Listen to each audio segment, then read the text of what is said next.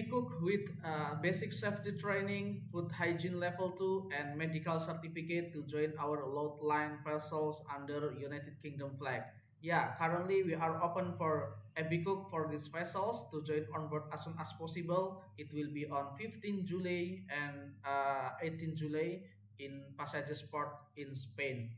Yeah, this vessel is under 500 gross ton. You didn't need to have able Siemens certificate because it's not required for these vessels, but you need to have good English to join with us.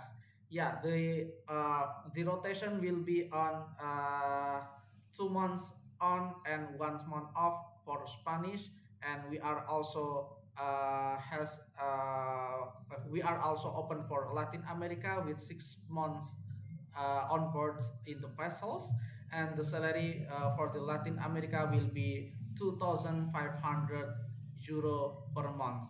Yeah, kindly please you can send your application if you are interested for this vacancy, and we will process as soon as possible all our applicants, and you can send your application to our email, or you can put it directly to our link database, and you can find it on this video description. Please like, subscribe, and share this video to your friend in Spanish and Latin America. Bye bye.